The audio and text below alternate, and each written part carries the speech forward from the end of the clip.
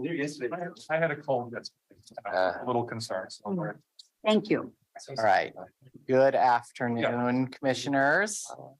Yeah. And Vice Chair Rogers, over to you. Thank you. I boot up there and it's not, oh, well, it'll come up. All right. So hello to everyone. We're all substitutes today, other than three over there. They're not substitutes and you're not a substitute. And Diane's not a substitute. Yeah. You're the only substitute. I know.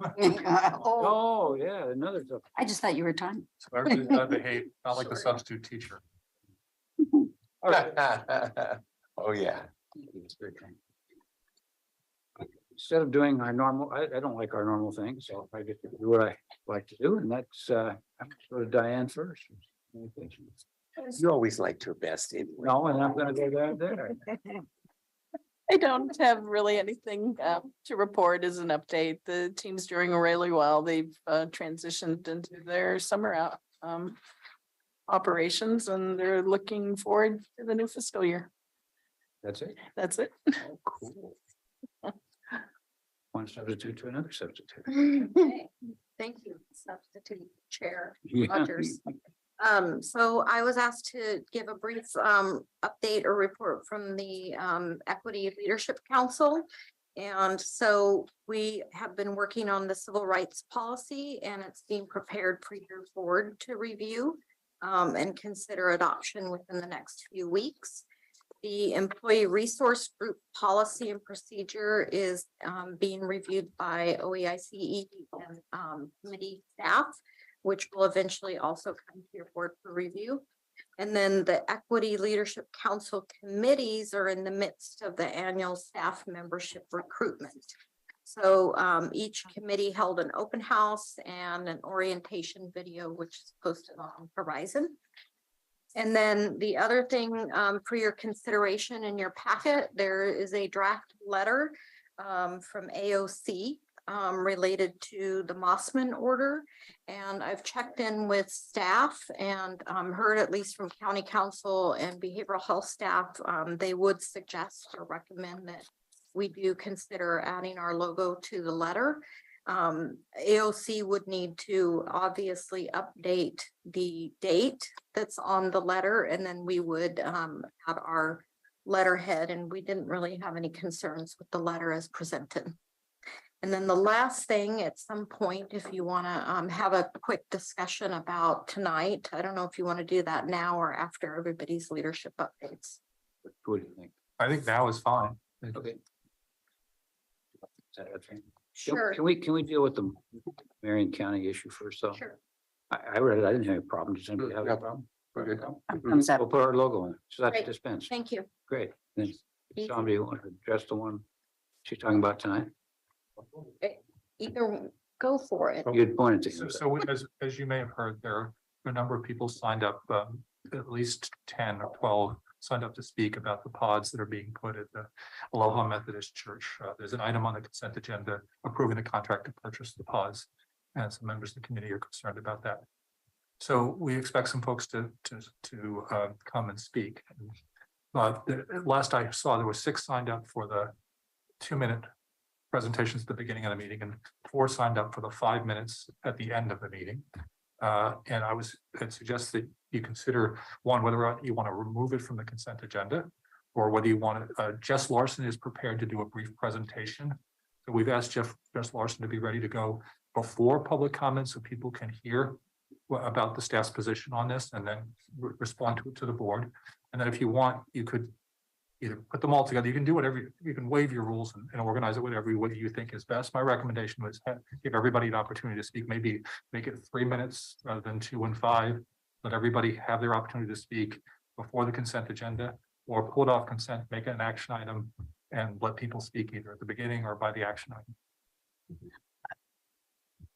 I believe we should take it off the consent agenda, but I don't, and I believe we should notify everybody that it's going to be an action item.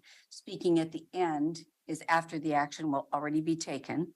So encourage them to move to the 2-minute time frame. I don't think we should change to 3 minutes. I mean, we wouldn't do that if we had another action item that people were testifying on before we took action. So That's, but I think we should explain to them that their testimony will be after the fact if they wait till the end of the meeting. And then Commissioner Trees, would you expand the 2 minute to let everybody have an opportunity to speak? Because I think it's limited to 30 minutes. And Yeah. Is it limited to 30 minutes? No, I mean, at the beginning, Yes, 10 that's minutes. 10. 10 minutes. Mhm. Yeah, so we have to make a motion just like we did when the Forest Grove folks came. Yeah, well, We I, just make a motion to extend that and Because that may be why people signed up at the end. thinking Yeah. that we get oh, it was already full. I get, yeah. No, they're just thinking they might get more time. Yes, So they signed up already knowing the 2 minutes, is that right, Kevin? Yes, so a number of signed up at the 2 minutes and at the ending for, as Commissioner said, for extra time for the 5 minutes. So this kind of model, kind of what the board did with the Forest Grove is you just allowed everyone at one period. So I recommend that we move to a 30-minute time period for taking testimony. And if we have more than 15, then we reduce the amount per person that can talk from 2 minutes to 1:30 or whatever. Especially when they're all on the same topic. And Commissioner Trees, one question I have is we do have Jess Larson prepared to do a quick overview, and I'm thinking it would make sense to do that right before the public testimony, so they also hear Yeah. what it's a little bit odd. I know it's kind of out of order, but that way the media and the folks would hear what other opportunities are coming up, because I'm just worried they'll do their 2 like that. minutes, be angry and leave. But it's up to you. I'm just giving you that alternative. And well, I, I'd like to have the presentation from Jess first. Because I was gonna ask if we could get that in there somewhere before we pass this, so. I like what you're laying out, that process before the public testimony to have the presentation and then people testify. And you're saying 30 minutes to allow everyone. What about the folks that signed up for 5 minutes? Would they just? I'm saying that we should Oh. encourage them, if they're testifying on this issue, they should be encouraged to move to the front, To the front. because we will have already made up, we will have voted by then. It's after the fact. What about the people that signed up the end of the meeting for the 5 minutes? they still can. I don't think we can prohibit anybody. Okay, but 5 minutes. yeah. They could come back and say, I don't like your decision and here's why for 5 Fine. minutes. But they wouldn't influence it. Yeah, we just encourage them to do the 2 minute thing up front and Just give them the opportunity to switch if they choose to Yeah. speak at the beginning. I'm, I the still only like that. issue, Oh, I'm sorry. I was just gonna say, I agree with you pulling off the consent. I don't like the optics. Just it looks like we're burying it. Yeah. And the other thing about having, We're doing a presentation though. We're not burying. not if it's on the consent agenda, it looks like they had to bring it up instead of us moving it. Yeah, So as far as Jess's presentation, the other way to think about this is that we would also be informed by their comments and be able to present information that's, directed to those comments, whether it's the perception that there may be 60 pods versus 30 pods or whatever, although we probably know pretty well what their comments are going to be. One option is you could call Jess back after they testified if you have questions. That she can answer. So she testifies first, we take testimony, and then we can call her back. Yes. if- Okay. If you need clarifications on anything. And that doesn't interfere with with With anybody else who might want to testify on some other topic. It might. Oh, you need to connect it. I don't think we have anything else to do so far. you have anybody can sign up for anything other than that, Kevin, okay? May have people for ARPA because ARPA's on your agenda. But they'll probably want to do it at the end, or they. Well, I'm just saying, there may be other people testifying on a different topic. We just don't know. So you have the flexibility to establish your rules. You could decide we're gonna have a public hearing. You don't need to. But to just say, we're gonna schedule this as an action item at the end of the meeting and have the public hearing, and we're not gonna hear any testimony at the open comment for that, because now it's scheduled for a hearing later. So we could just today make that a public hearing. Yes. To a public hearing spot. If you choose, it's not an ordinance, there's no notice requirement. Could I, just for one moment, I think I want to be reminded that the issue really here is that we are issuing the contract for the pods. Yes. It really is not related. The approval is not related to where those pods go. Am I correct about Yes, that? I was just pulling it up. to Okay. Yeah, make it's sure not. that we're- So by It giving, does say in the consent information, doesn't it? It says for the Aloha property. Church. Aloha Methodist Church. it says that, well then, It says that in the consent, so, Sounds like we're buying it or someplace else. yeah. so that's. 30 should be somewhere else and 30 should be for Aloha. Yeah, because we're buying actually two sets. We got a number of issues. One, do we extend the time? That sounds reasonable. I don't know. Two, I don't like it on the consent. I just personally, and I think any one of us can draw it off anyway. Yes. Yeah. Because I So think, now we're talking about, Roy, pulling it off consent and dropping it into a public hearing. well, no, we don't have to take testimony. You don't have to. It would be the more orderly way to do it. So presentation. So if we drop it in as a public hearing, we can have staff make a presentation, then they can open public comment, and then we close that, and then we can ask staff to come back if we have additional questions, then we can act. How do you feel about that? I'd just as soon do that. It's cleaner Yeah, rather than doing it all up front. And if we do have somebody who's gonna testify on ARPA, then we kind of got conflicting things going before we even get the meeting started, really, so. So just so I follow this process, because if I signed up to testify in the beginning, I'm coming in 6:30. So I expect things to be on time.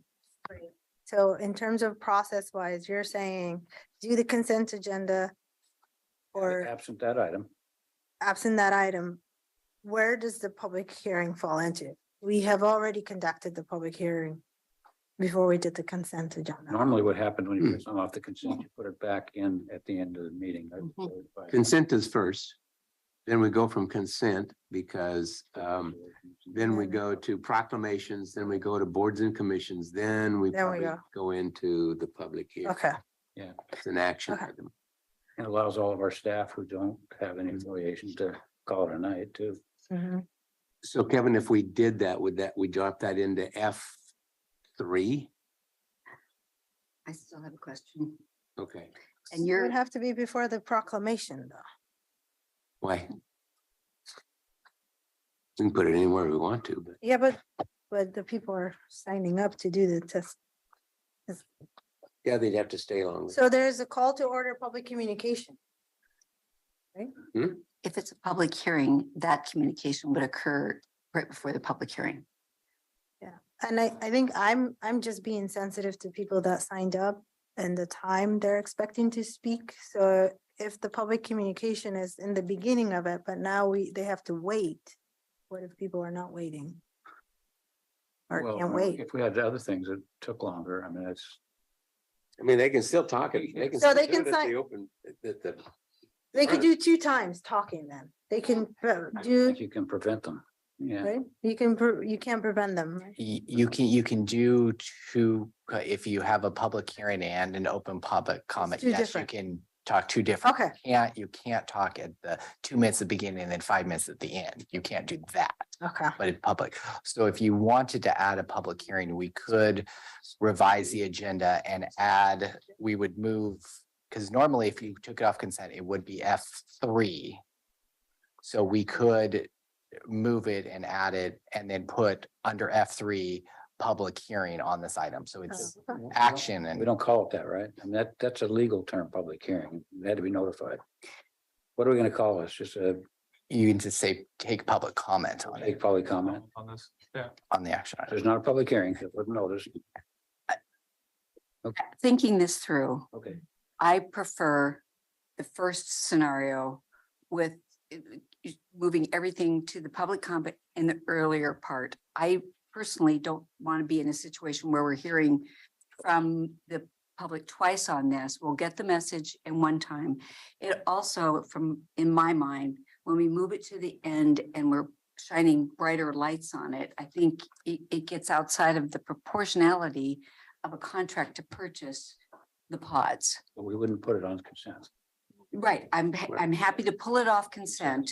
We can drop it onto F3, just make it an action item and no public hearing, and we can have staff come in and make a report at that No. point in time. No, That's no, all she said. I want it right after. I want First it right after scenario public was- public comment, so we Repeat don't the hear first from those. scenario.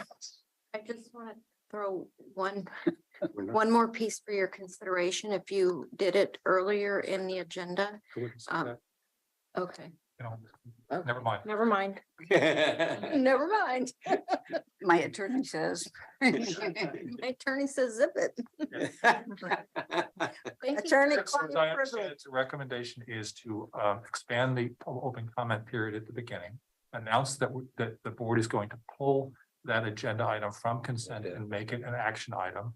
The opportunity to talk about it is in the front. Anybody who signed up for 5 minutes can take the opportunity to move to the front if they want to do it before the action. But we're not going to force anybody if they want to talk after. But the changes, there'll be up to 30 minutes at the beginning to hear everybody. Yeah, make sure you tell them if they speak at the 2 minutes, they don't get the 5 minutes at the end. But I'm a little confused with what you're saying there. If you take it off, you're gonna do it before the consent agenda? I mean, we're taking off the consent. Aren't we gonna do the consent? I mean, we got people. you know, No, he's talking about the public Just comment. leave the agenda as it is, As it is. except for pulling that item from consent and moving it. to Okay, action I'm item. fine with that. Okay. Mhm. Like, And manipulating also- And when is Jess gonna speak? Well, so what I'd say is that, and say, before we begin open comment, we're gonna invite Jess Larson to come up and talk a little bit about what this action item is. Yes, okay. So do a presentation, no action, let the people speak, and then we come back to that under action item. Yes, under F3. Okay, so. But there would not be, there would Presentation. not be time for public to comment at that action items That's correct. It will be time for us to ask questions to Jeff. if we Yes. need to. And Okay. if you, I- if you need just to respond to anything that was raised in the Yeah. open Alright. comment period, you could do As that. long as we let people who signed up, No, I had like say- Yep. it's okay. It's okay, no forcing. Okay, thumbs up for me. Sounds like a plan. Thank you for you. your flexibility, everybody. Yeah. Thank you. And then we'll have the consent out of the way, which we can let staff go. But what's the proclamations like tonight in terms of, I know what they are, but time wise. Yeah, they're, I think, I know the first one is pretty quick. I'm not Yeah. certain about the second one. The only reason I ask is if we have guests here who's saying, can't they get along now to here? I mean, I wouldn't want to wait for an hour if there was an hour of testimony debate. Well, but you're limiting it to half an hour. I understand, but that doesn't limit us to half hour. Yeah, that's true. Nothing limits you. we could make that too, though, Roy. We could make that, limit us to Are it. you recommending to come back next week Um, with these proclamations? No, I was just wondering if we shouldn't just do them and get them out of the way. So it looks to me like, Roy, the first proclamation of 75th anniversary of women in military does have a slide presentation, so I would say that's probably 15 minutes. The second one on the LGBTQ plus Pride Month does not have a slide presentation. So Latricia is probably going to say something about it Amanda and then just, read the Let proclamation. me know it's about 15 minutes, quick. Latricia, let you know that? Quick. Okay. Fine. Both of them are gonna be probably 15 minutes. I guess. Mhm. I mean, What do you think? I think we let this thing run its course. I mean, Don't put them up front? they didn't want it, they don't want the Aloha Church thing in the consent agenda, the pods, so we've moved that. That means that it's gonna be a little bit of a time adjustment on their part. So we'll be as accommodating as we possibly can. And I think the optics are that we responded to the level of concern that's been presented. Absolutely. Yeah, Mhm. it's not on the consent. Oh, no, it's up front. Okay. All right. What do you got under oral communication? Oh. Yeah. Go ahead. Yeah, are you? Oh, I was thinking about Tom. You didn't hear from Oh, I Tom. thought he was done. I'm sorry. I haven't even started yet. That's what I was afraid of. I just wanted to tell you on the Special matter. He was released from bail last week.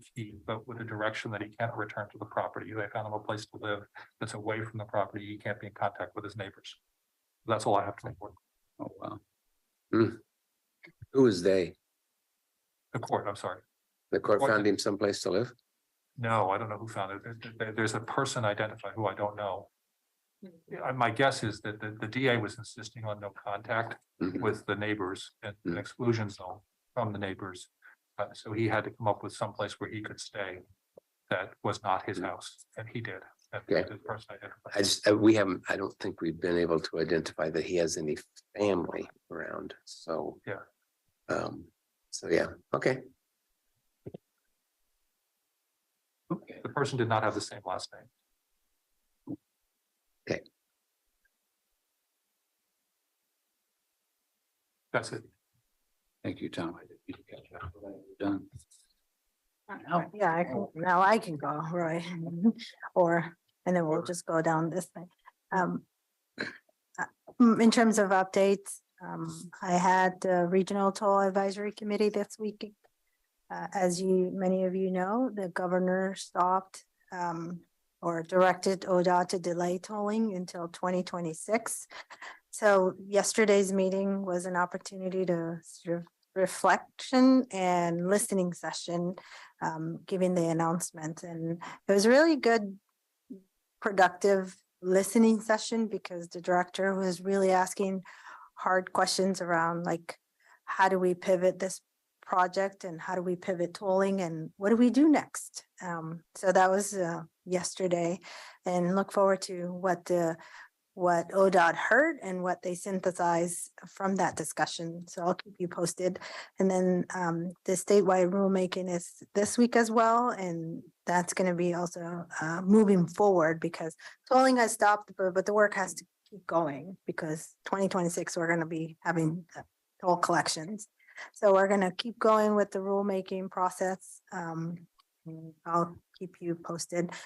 And Aloha Pod Village, it's important to be aware of the fundamental differences in people's belief about homelessness because how the problem is defined determines what is considered to be an effective strategy when working towards a solution. We have been hearing from community members who are in favor of Pod Village, from those who are hard-nosed and from folks in between. So I've heard, both sides of the aisle when it comes to this issues. And when I say aisles, meaning people who are hard-nosed and people who are in between and people who are very supportive of the idea. I want to be clear, we cannot stay, we have to move forward and we have to find a way forward, and solutions to homelessness should be safe and supported the dignity and the respectful way of housing people. So I really hope that some positive solution that will come out of this discussion and this project. I believe that tiny pod villages can do that. And for me, it's not acceptable for people to be living on the streets while waiting for housing. So I'm really looking forward to continuing the conversation with the community residents in Aloha and everyone who's impacted and everyone who I've heard from. And I believe it's our responsibility as elected officials to listen and believe people when they are saying they are afraid. I also believe that they are centering our common humanity, that the art of compromise is possible here when it comes to how we do a good job in terms of housing the houselessness and then listening to our residents. And I'm committed to showing up for my part. And that concludes my update.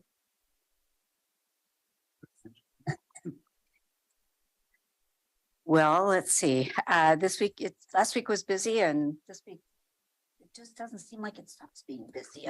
There's always something cooking. Something.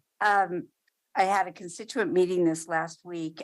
We're reaching the end of the improvement of Cornell Road, and I'm hoping that also people will start to enjoy the improvement and not worry so much about the impacts. But nonetheless, I had a constituent meeting with an individual who is off of Cornell Road, but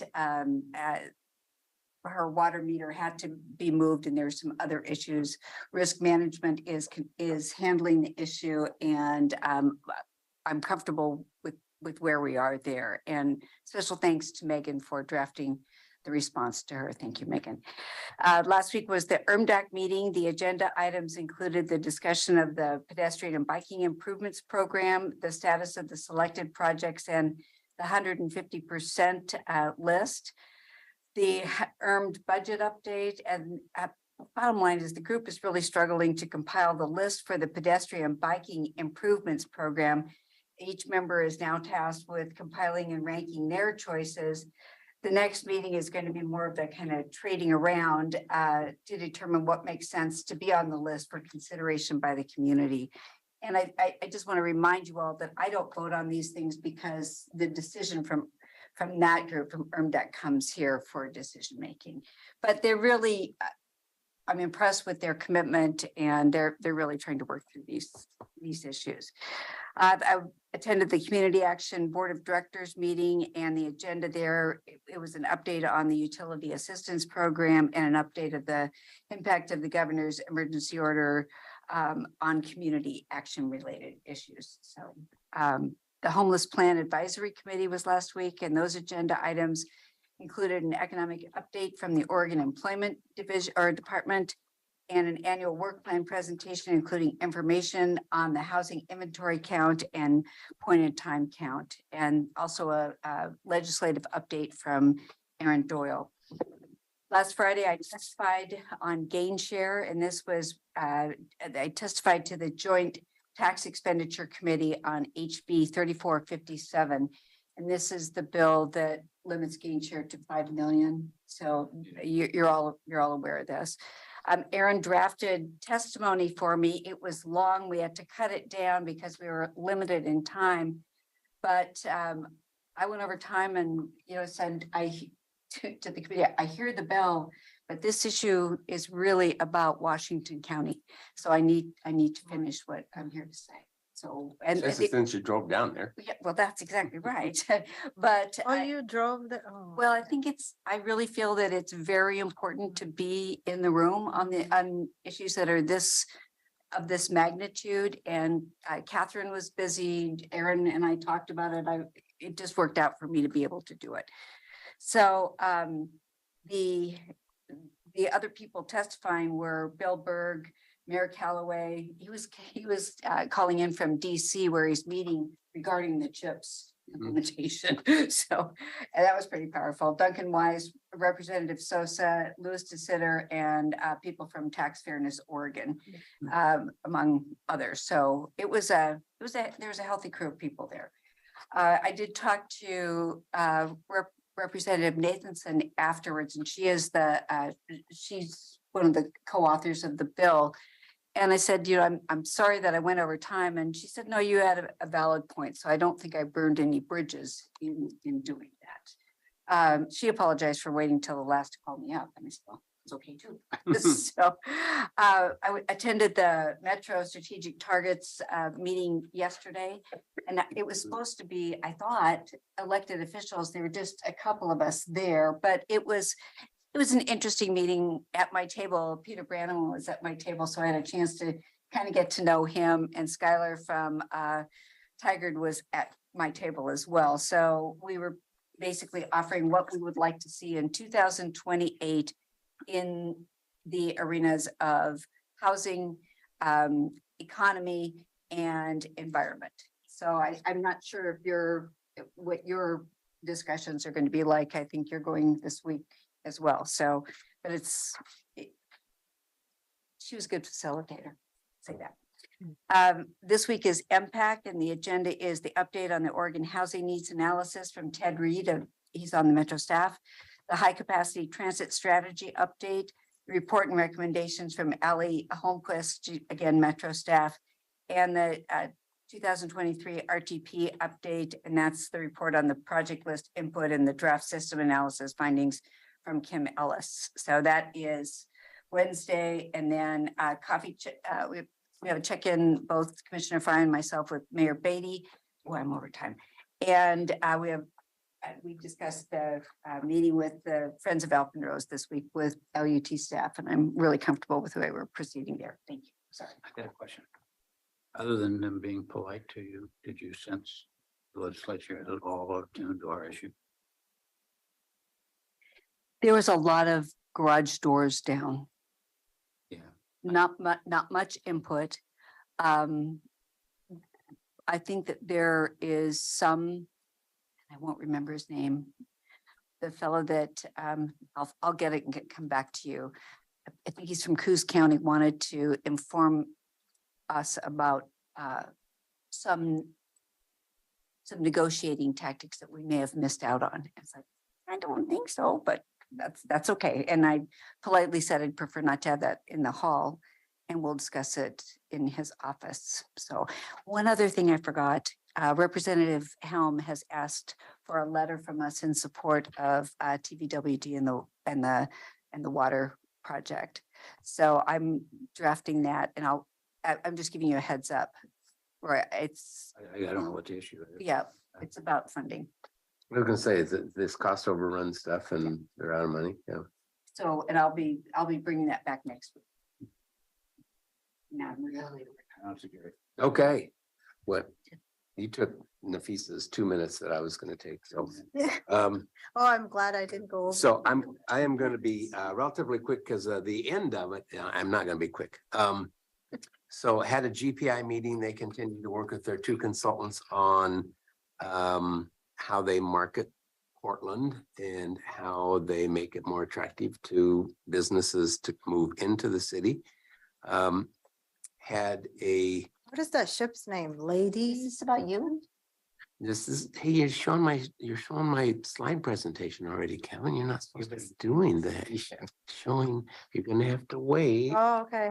Yeah, okay. it's a story later. I did meet with two counselors from the city of Gaston. They have had their offices closed because they have mold issues, they have water issues. It's an 1890 building that needs a lot of work, and so they basically nobody can go in there anymore. So they asked me to help them find about $300,000. That's what they need. They've got a building in mind and they need to rehab it. So it's going to be about 300. I talked to Re-Armitage yesterday because he happened to be on the tour with me. And so there's several options. We've got some grant possibilities out there. So I just need to help them and give them a little direction. When you consider it's $300,000, we think, well, that's not really very much money.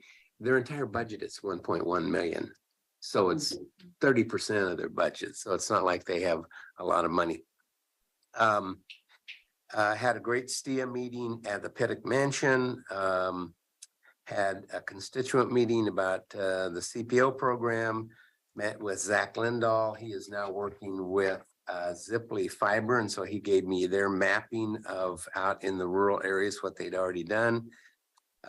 Meeting at Public Safety on Friday. They made two presentations, one on the adult recovery court, which we used to call the drug court. Now it's adult recovery. And then gave some updated statistics on that. And then electronic monitoring, which is becoming more and more prevalent. And the system is that the company that we use sometimes can't get to them to put the monitor on them for maybe up to 2 or 3 or 4 days. And if it's a Friday afternoon, they're closed at 5 o'clock on Fridays and they don't open again till Mondays. So the electronic monitoring thing is going to have to be enhanced a little bit. I don't know what that looks like, but certainly to me, it's just not very functional right now, especially if you have to wait 3 or 4 days. So we've got this person that we've released and hoping that they come back and get the electronic monitor. So if you have any questions, ask Erin because she's a lot smarter about this than I am. So what I did do this weekend, though, is I went to Tillamook on Sunday night and had dinner with a whole bunch of some elected people, but some not elected. They're industry folks, the timber industry, the fishing industry, the dairy industry, and all of that. So I'm going to give you the little flyer of it because it's got a lot of information on it. But it was really fun. So now, Kevin, you can put up my pictures, please. So Lady Lee on the left is a 4th generation crab boat that's out of the port of Garibaldi. And all of this we started at the port of Garibaldi. And the reason why is because obviously they have a small port there, but they have lots of issues. They have to dredge this port every 4 to 5 years because the rivers that flow into it bring in a lot of sediment.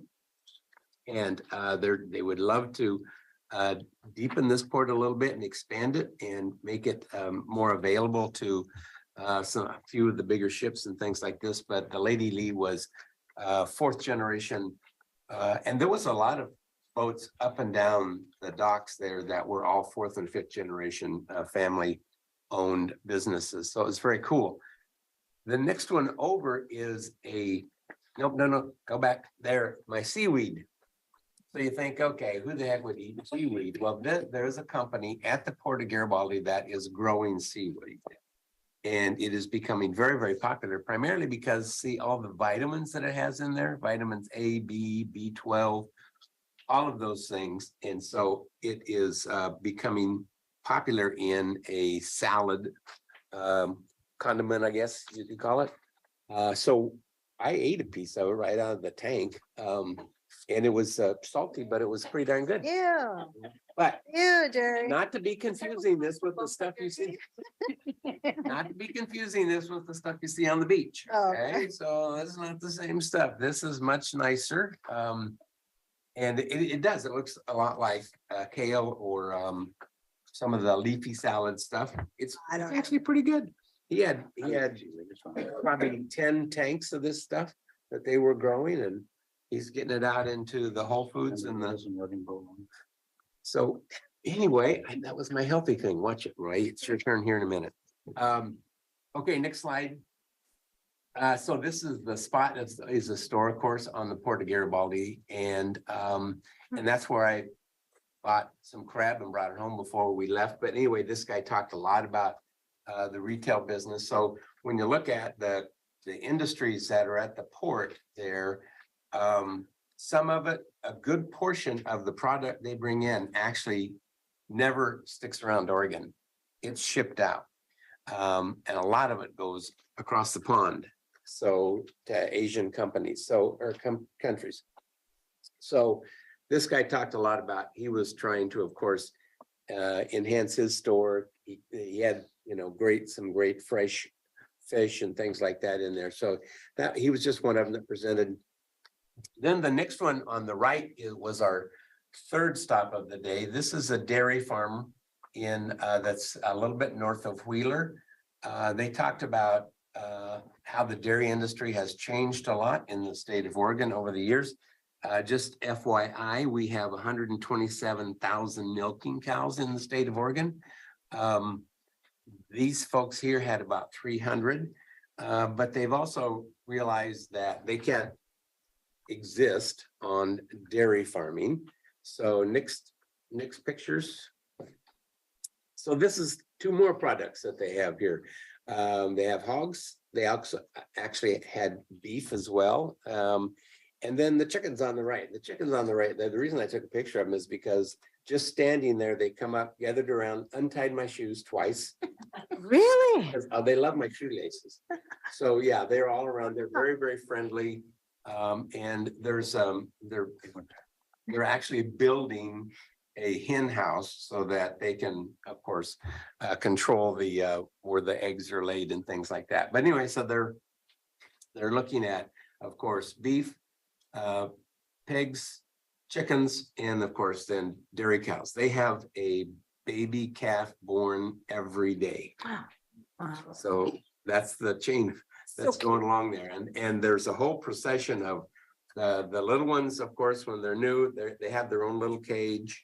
And then as they get older, until about 2 years old, they keep them away from the herd because they can't produce. And so it's a great process. It was very, very entertaining. And then, of course, Tillamook gave us cheese and ice cream at the end of it. So that was the good part. Next picture. Some baby chicks that they were having. They incubate their own chicks because When they started this process, they were ordering 250 chicks every other week, and then COVID killed that deal. So they just started incubating and growing their own. So yeah, these are the little guys. They were hiding underneath that cover there because they didn't like any of us. So but it was kind of fun. Is that my last picture? Okay, so so it was a I very just- educational couple of days, and I didn't look at my budget book once for 4 days, so it was great. It's a little bit like a fifth grade It farm was. tour. It was. And the one in the middle that I didn't put a picture with, we went up in the forest and we had lunch actually on top of a hill. And it was Stimson Lumber owned half of this huge section, and it had been clear cut 15 years ago, had been replanted. So the trees were about 15 feet high. They grow a foot a year. So that was very educational as well because it was a watershed. So everything they did, nothing could go into the creeks. So they were very protective of that. So very educational days. Started at 7:30 and went till 3. It was good. Is this, did Commissioner Yamamoto put this together? Yes, they do this every year, as a matter of fact, different tours, so it won't be the same tour next year. But I would encourage you if, I think we all got invites. So if you get the opportunity, it's definitely worth it. Very educational. It's all about Tillamook County.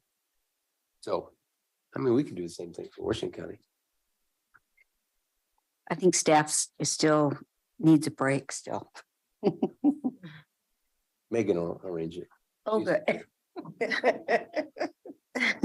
Magic Megan. Okay.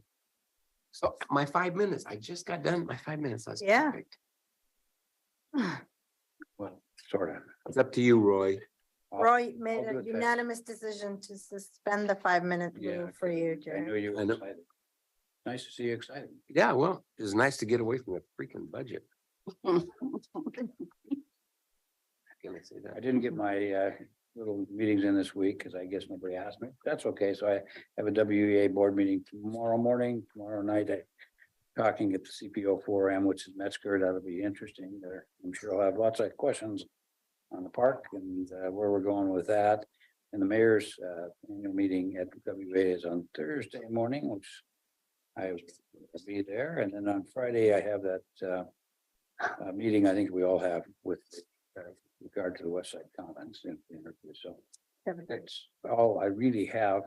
Tom, I just want to bug you about one thing again, that I was watching AI again this morning. I'm fascinated with that stuff. And they actually took a person that they got enough tape on, which could be any one of us. And what they had them say was not what they would want to say. So I'm still concerned that in my private life and my business life, people aren't taping me. Here they are. I'm hoping that in case there is a problem, I bring this up for future liability purposes. That since we're not making any disclaimers at beginning, ending, or any time, like the NFL or anybody else that don't use these publications or anything other, that the county will either insure us or indemnify us in the event that there's a talking head that comes on and says, "Hi, I'm Pam Trees. I hate your guts, all of you." And it goes on and on. I say, well, that's not what she'd say. And but it's her. I can see her and that's her voice. And so it's very interesting what's going on. So that's really, really spooky. It's very scary. And I don't know that we have a way to control that, but it just bothers me. Morning, I had to leave for eye problems with our last budget. I wasn't quite certain. Can we get a list of all of those amendments that were there and what the votes were on them? Because I was trying to pick that up. I got here, but we got 3 or 4. Yeah, I think Greg was going to Yeah, great. compile all of that because Oh, she was. we don't have a number. So we didn't take action on the total. We transfer out with the SIP. So Greg was going to compile that information and get back to us on Get it. us all. And it sounds like Kevin has it. I don't think we've been able to review it quite yet, but Oh, okay. So that's all I had. As far as the consent agenda, I still am not connected, so if you don't mind sharing. We know what we're gonna do on the program tonight. Is there any other questions on the consent? Seems like it's pretty straightforward. And we don't need to put that action on regarding our name attachment. We all agreed, but Kevin, you said you put one more item on, you just did it. Yes, so item C10 is be added, and this is awarding a contract for construction manager, general contractor services for the Washington County Center for the Addiction Triage. So this is a CAT project that was originally scheduled for June 6th. Since we canceled that meeting, it was June 13th, but Laurel Facilities said that contracts kind of hung up until the board takes actions. We just moved it to tonight to get ahead of the 13th there. Yes, I'm not sure. And what item is that? C10. Oh, it's there now. Okay. Don't we want anything- Oh, okay. anything we need to know about that, Marnie? No, it's the facilities just to be able to move forward with the contract for construction. So nothing. And it's all So, within It's our $95,000 finance plan, for pre-construction right, all within services, our, so. yeah. Yeah, okay. yeah, behavioral health provides the funding, so we transfer it as needed into facilities. The half hour between the two of them, roughly, the act. Is that, sure, that's fine on that appointment, they're all fine with that. They know what they're saying. Yes, yeah. That's good. That was brought to us last week, I think, or 2 weeks ago. Here in work session. So yeah, it was Don Odermatt. We're good. Change that, they like Don, good guy. And then the salary commission issue, like, any issues? I mean, Well, I think we're just accepting the commission's report, aren't we, Tom? Yeah, it's not like we can change it, so we're just accepting it. what kind of discussion are we gonna have on the ARPA money? You envision a big discussion other than amongst ourselves? Or should we- There's no dollar amounts on that intentionally. So it's a recap of, it's a little bit more detail to what each of those pockets are going to provide, and community outreach and those kinds of things, who the staff person's assigned to it. So it gives you a little bit better snapshot on it, but intentionally there's no money assigned to those yet. Since you're kind of gonna lay it on there, I looked at it and it's focusing a lot on the, it's focusing a lot on capital improvements and long-term investments. And so is that what you guys talked about? Do you Yeah. think it's there that we should be concerned? Well, we can have more conversation about that, I guess, in the meeting is probably where we should have it anyway. Where is that? That's on F2. Yeah. Yeah. And we'll have a staff report for that. And so, yeah, we can have more conversation then. Yeah, I did. Okay. Okay. That's our agenda tonight then. Okay. Gotta have that done by about 6:40 or so. Yeah, 7 Excellent. or so. 39. Mm. Oh, For okay. 6:39, Okay, I can do that. aiming to impress. All right, so now we get into our work session agenda items. I'm sorry to ask this question. I've been refreshing mine. Did the consent agenda move to action items? Did you say that? Only the 5. The rest of them. No, We have to have a so motion. it hasn't. We have to do that at the meeting. Yeah. Okay, Yes. thank you. I've forgotten that part. Okay. Yeah. Thank you. Okay. And looks, oh yeah, we've got everybody there. Good. There they are. There we go. Good I see her right in front of me. afternoon, board. So thank you for having us. We are here to update you on what we know about the legislature, which every day seems like less and less. But we're here towards the end of session, and we'll go to the next slide. So for your record, Erin Doyle, Senior Government Relations Manager, here with my CR team. And today we're just going to do a quick overview of where we are in the session. And then Doctor's going to do an update related to the revenue forecast that came out that sets the state's budget for the next biennium. And then we'll go into some bills that are priorities and hot topics. And then finally, you'll see how confused we are about the next steps as much as everyone else does. Next slide, please. So the session overview right now is I can say that it is very clear that the budget process is still moving forward because all of the committees are still meeting. And the Ways and Means Committee in particular is still moving budgets through the subcommittees and into the Joint Ways and Means Committee, which then moves them out to the floor, which depending upon which floor they go to, they might get worked and then sent over to the Senate. But if they're going to the Senate, they're just sitting there waiting on the second reading calendar. But they are working through the budget process, regardless of whether or not the Senate floor has a quorum, which, as noted on the slide and did not change in the intervening few days, that walkout still has continued. The quorum denial is still continuing on the Senate floor. Today, there was a press release. There are probably a flurry of press releases and Twitters and Twitter tweets about what is happening as far as folks coming back and whether or not there can be a negotiated agreement. The Senate Republicans did announce today that they'd be willing to come back on the final day that session is allowed to occur, so June 25th, just to do bipartisan bills and budget. But it is unclear if the Democrats will take them up on that offer or if any one of the number of scenarios that every lobbyist has come up with their own version of will occur. So right now, we're just kind of continuing to work as though session is moving, despite the fact that floor votes are not taking place on the Senate. It has impacted a number of our goals for this session to have things sitting on the Senate floor. Some are waiting for a first reading, some are waiting for a third reading. Some are even waiting for a second reading, which is all very confusing, but essentially they can't do any reading, which is what it takes to advance a bill, unless there is a quorum, and a quorum has not been present for a number of weeks now. So that is your session overview. Everyone's guess is maybe as good as ours. We don't know. Some days they're better than others. So next slide, please. I'll turn it over to Zucker. For the record, Zucker Khan, Government Relations Manager here at Washington County.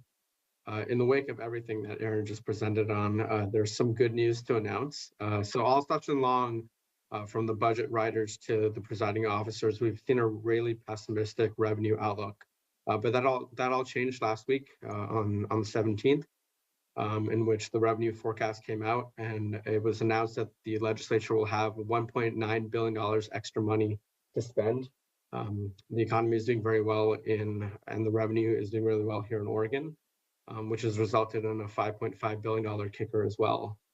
The state's economists are anticipating that we will now be seeing a potential soft landing, which is a slowdown in economic growth that avoids a recession. So that's what's anticipated at the moment, but they are still in a boom bust scenario, anticipating that if there is a recession, that it will now happen sometime later in 2024. So some of the points to give top line about the state of the economy that they pointed to is that inflation remains too high and the economy suffered a goods recession last year and banking turmoil this year. Some of the good news is that inflation is slowing some and the Fed is looking to pause rate hikes, and housing and manufacturing are stabilizing, as well as consumers are now on solid footing. They did point to a couple of things impacting the population and labor market, which is that net migration has slowed and maybe even turned negative. And so to have continued economic growth in the state of Oregon, we need to see a growth in the population and migration to the state. And one final piece of news that just came out yesterday, which is that the presiding officers announced that a $10.2 billion investment into the state school fund was going to be moving forward, which is a $700 million increase above the current service level and the most ever allocated to the fund. So with knowledge of that information, we're going to just continue to fight for the remaining pot of funds for the variety of different county needs. And with that, I'll pause if there's any questions, or I'll turn it back over to Aaron. Can you see Jerry? I'm raising my hand. Okay. Soccer, okay? Sure. So at some point in time, I would like someone to explain to me how our economists misses an economic projection by 5.5 billion plus another 1.9 billion now, and why they still have their job. And seriously, a $5.5 billion kicker is insane. I think it's bigger than our budget, isn't it? What's the state's budget? It's No, a state's budget's more than 5 billion. How much is our state budget? believe it's 112 billion over the last biennium. So 112 means 66 per year, and they missed it by 10%. I mean, good grief. So anyway, it's very frustrating to me that now our legislators have $1.9 billion to spend. It'll be a feeding frenzy, and rather than a really focused thought process of where they could spend that money. I'm glad to see that they finally have upped the schools. Now, if they just turn around and pay the counties what they should pay them, support public defenders the way they should, maybe even keep the medical examiners responsibilities. I don't know. But I'd like to think some of those things are in their thought process. Can you give me some insight on that, Aaron? Or are they just feeling like they just found a whole bunch of money? Well, I'll go first because you said my name and then always makes me nervous. But I think that they have been trying to put together, so the state budgets, they've been trying to put those together. They were using some more pessimistic numbers. I think they've just decided to take the continuing service level, do a little bit of additions on top of that. But what they had been really focused on is creating these policy guided packages of investment. So related to housing production, related to drought and drought prevention, drought recovery, and some days it's 7 buckets of these programs that they want to see funding for. And I think they are now just going to redivide amongst those buckets of planned spending, because they had done, when the original act was like $100 million, they're like, we'll give you 10, and maybe now they'll give them 20 or some other readjustment to balance those numbers out. Nobody really wants to leave money unspent, because then we just get an even bigger kicker next year. And I will not speak to the job prospects of any Oregon State economist at this time. Zucker, do you have further information on what you've heard around the budget conversation?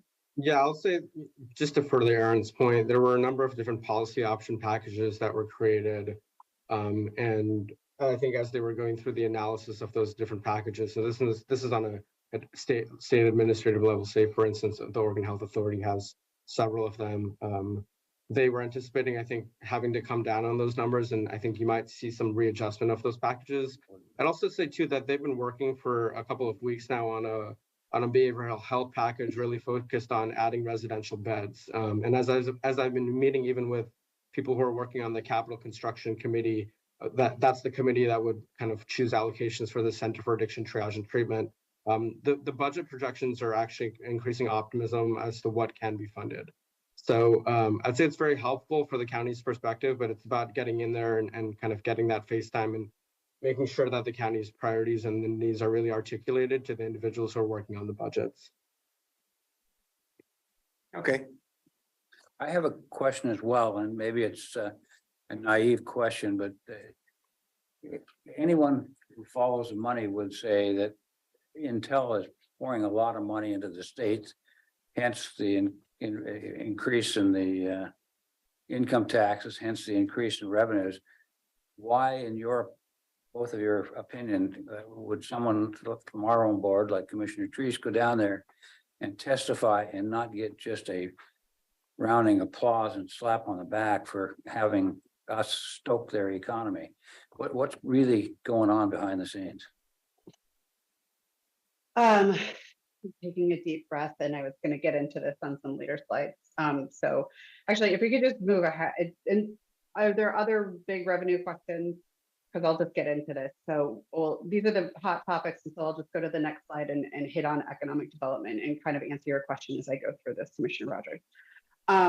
So as Commissioner Trace noted, she did come down and testify on Friday on how, Friday. I don't know what day of the week it is at this point, on House Bill 4557. And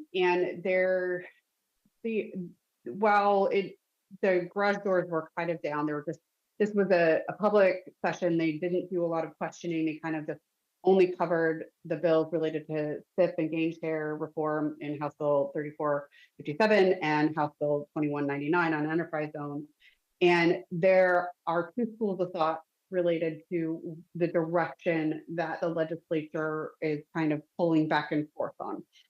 Though I think there's a large contingency of representatives and senators that recognize the value of these tools, what resources it does bring into the state, that we can look very explicitly at the job numbers and say, we brought in a bunch of jobs, we've brought in a bunch of just even personal income taxes, never mind the rest of the taxes that get paid by these companies.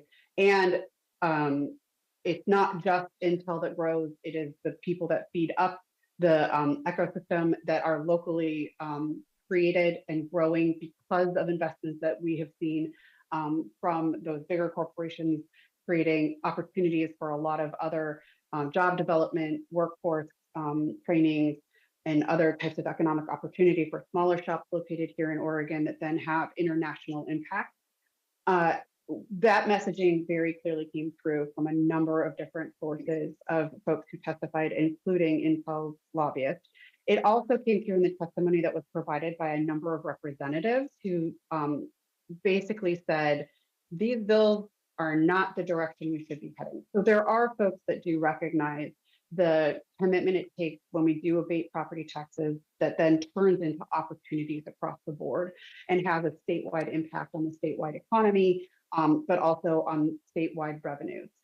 But there is another school of thought that says that any property tax dollar that is foregone by local governments is also property tax revenue that is foregone by the school districts, and they do grow increasingly concerned that, you know, in those years when we are seeing recessions, which is I think where original prognostications came from for last biennium, they were expecting a slowdown reflective of COVID, of shortages, all of those things that didn't come to light because of the investment that we saw in the semiconductor industry within the nation as a means of meeting some of those shortages.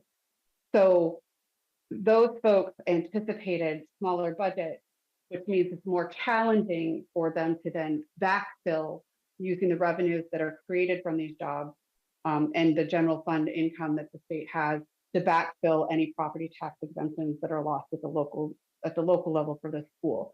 So there's those pieces, and then there's a third line of thought that has really been expressed that some people just don't believe that these abatements are a tipping point or deciding point for corporations, and that any giving incentives is not necessary, that they would grow and develop here. I think that there's just a lot of work to be done for understanding how economic development tools are pretty limited and really targeted here in Oregon. And then the final piece that I would say is there is skepticism around whether there is a connection between enterprise zones and SIP agreements and gain share payments and the CHIP Act incentive requirement.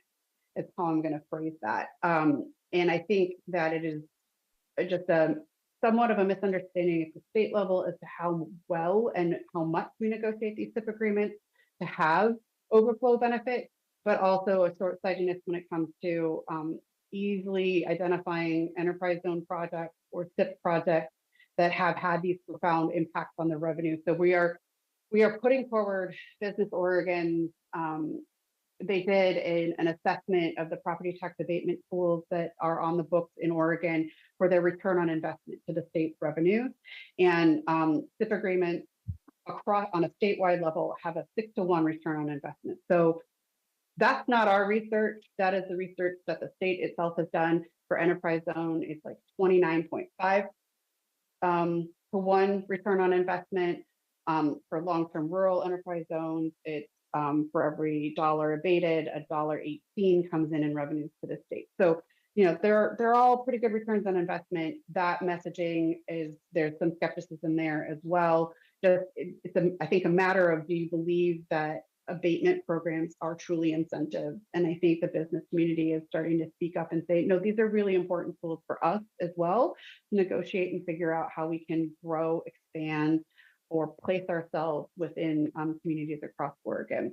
So that wall continues to need to be broken down, given where we are with walkouts and what policy issues even have a chance.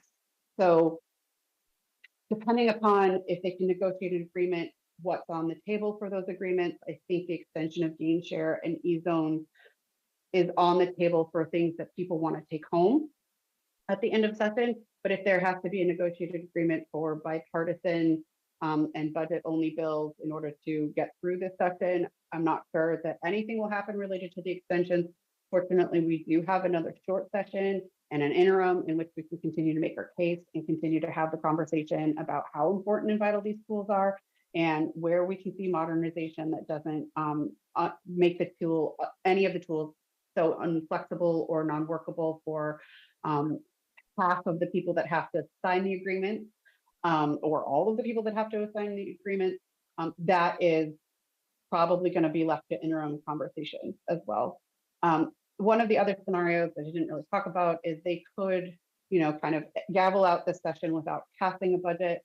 They would have a continuing resolution at continuing service levels through September of this year, and they could just call back for a special session, which would be specified exactly what will be covered, i.e. the budget and maybe some other packages of policy that they would like to see move forward.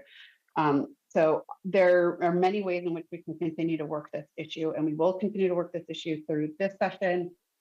Senate Bill 1084 is kind of our answer to House Bill 3457. It does some modernization, but it also increases and indexes the gain share payment as part of a suite of reforms that are called for related to economic development tools in Senate Bill 1084. The prognosis for that bill is it did move out of the Senate committee yesterday, I believe, and goes down to the Joint Tax Expenditure Committee, but it is unlikely that bill will get a public hearing, but it does serve as a counterbalance to the proposals in House Bill 3457. So right now, the work continues, the education will continue. The representative that Commissioner Treese had the conversation with in the hall was Representative Greg Smith, who works out in Eastern Oregon. His district kind of stretches through the Columbia River corridor out to the Port of Morrow, and all the way into almost, I think, Hood River, maybe even further at this point, and his redistricting was very confusing. He does do some economic development work in his professional life besides the legislature. So we will set up a time to have that conversation with him about how there is a foundational difference between a negotiation with an install who can go anywhere in the world and a wind farm that is servicing Oregon, or a data farm that is taking advantages of the natural resources that we have here in Oregon that lower power costs and water. So that was a lot of long-winded information, so I'll leave it there. If there are questions, I'll answer them now. I'd just like to add, I think when Commissioner Rogers was asking what the response was, I think it's also important to, I did not include in my update the fact that Representative Bynum was there, and she made comments that Senator Solomon would have made. So there is a lot of support out there, and she did an excellent job. So the fact that there is a division, I think, is probably the keenest point here. Yeah, and Representative Nathan Sosa, who represents Hillsborough, also spoke from the Washington County perspective and from his district perspective really eloquently as to the amount of revenue and economic impact Washington County has that is outsized by our, the size of a county compared to the size of the effect on the economy. And then Representative Beal, who is represented the caucus of House Republicans from the Semiconductor Committee, also came in and spoke on all four of their behalf as to these economic development tools. So those, and Senator Solomon did submit a letter, as well as a number of our delegation. All of those were linked in the GR memo from this week, or from last week, sorry. If I could just make a comment back to you, from what I gathered from your information, it's different if we're negotiating or we have different points of view in regard to the revenue and how it should be dispersed. What you're describing is a big philosophic difference between maybe three different groups, as you described it. Those are very hard to deal with, and hence the problem of why Oregon has so many issues, is that where you stand in the state is where you view it. And you don't give me much hope that we're going to get anything out of this session regarding gain share. That's just my personal opinion. You and I guess Pam, if she's continued to be, but you one who's testifying I down think there. it's I think it's Hopefully it gets- important to kind of frame up what getting something out of the session means. Not being harmed is a big piece of Yeah. getting out of the session. Me, So, the- and I think that, Least would be the current. Yeah, that would be the least. Yeah. and Aaron has done a great job in managing us to that point. So I just want to really emphasize that. That's important, but we're talking from a cut position, and then there's our position, which is just to keep us neutral to what we really want. So Yes. and then you got three groups out there saying, anyway, I won't belabor it, but it tells me a lot about where people's sophistication on economic development is too, so. All right. All right, if there's no questions, I'll go to the next slide. And Zucker. Thank you, Aaron, for that. So Health and Human Services updates. Essentially, most of the Health and Human Services bills now are sitting in the Ways and Means Committee to be heard in the future here in the Human Services Subcommittee. I'm monitoring for when they're going to be posted. It's hard to know if things are actually going to be posted with the kind of the overview that Aaron provided. It's hard to be clear as to what's going to be posted, heard, and then move forward at the moment. So we're just kind of keeping a keen eye on that process and then continuing to advocate behind the scenes for the funding for our priorities for the county. And with that, I'll turn it back over to Aaron. Did you want to provide any specifics around CAT? Just to... Yeah, I'll say, we've had frequent conversations with a number of different members of the Capital Construction Committee who will be making the ultimate decision on the Center for Addiction Triage and Treatment.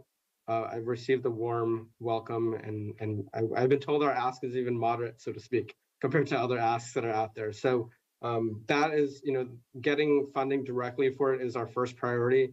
But we've also been told, and I've actually seen the documentation around this, that there's another ask that's going around for residential treatment. So there might potentially be two pots for funding the Center for Addiction Triage and Treatment. Just want him to take his props for work well done. Next slide, please. So land use and transportation is kind of stuck right now. I will say the interstate bridge replacement bill, House Bill 2098, kind of seems to be stuck in committee, but that's because I think the conversation has really shifted to whether or not we even need a bill.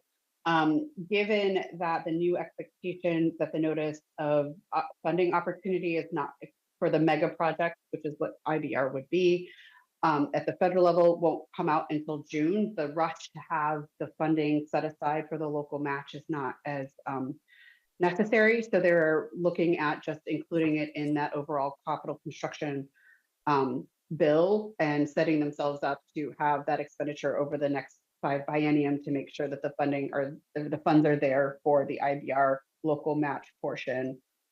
There is another path forward besides the bill. The federal fund exchange bill, which is House Bill 2101, this is where we take federal funds that we pull down and we give them to the states, and they give us for a small fee our money back, but without all of the handcuffs to federal projects. That bill did finally move out. It is now headed to the House floor where it can move, but then it has to go over for vote on the Senate. So we're looking for alternative means by which we can place this into the budget conversation and the budget process so that we can ensure that the county roads program is kept whole through that fund exchange process. And then finally, the Hall Boulevard jurisdictional transfer bill has gone down to Ways and Means to see if there is funding for purposes of funding the jurisdictional transfer. They did modify the bill to include only the portion of Hall Boulevard that is inside the incorporated city limits, which is not what we had asked for, but hopeful that the conversation can at least be for planning to make sure we have complete streets planned for, but perhaps see what that jurisdictional transfer looks like later on when that area that is within Tigard's urban planning agreement area becomes part of Tigard incorporated boundaries.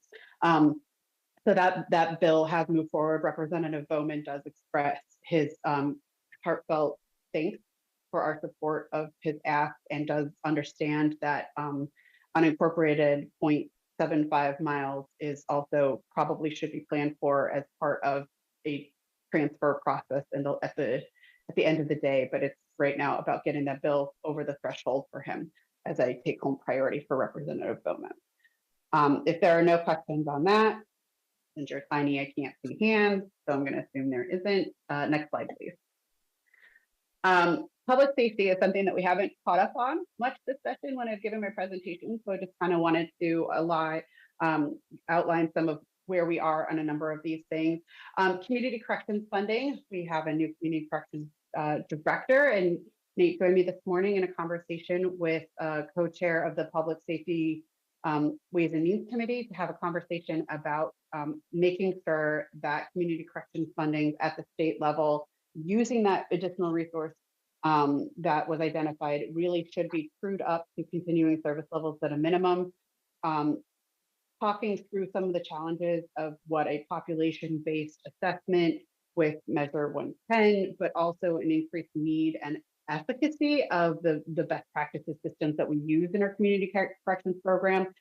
Senator Solomon was open to the conversation, did not make any guarantees that we would see the necessary increase from the recommended budget that originally came out. And it's a difference of about $40 million. So we will continue pressing with our colleagues in other counties to really make sure that community corrections at a county level can be made whole. So that way no county has to turn away that function and turn it back to the state, which does not have then community-based outcomes and makes it more challenging to see really successful outcomes from a justice reform perspective. So that was a positive conversation. Similarly, the law, library, and conciliation funding is in this, it just got scheduled for the Oregon Judicial Department budget to move out of the Public Safety Committee on Thursday. I have not gone back to see exactly where we are on the remaining dollars, if there's extra dollars that we can bring into both of these services, which are drastically underfunded, I would say, and whether or not we can see some of that additional money come into those as well.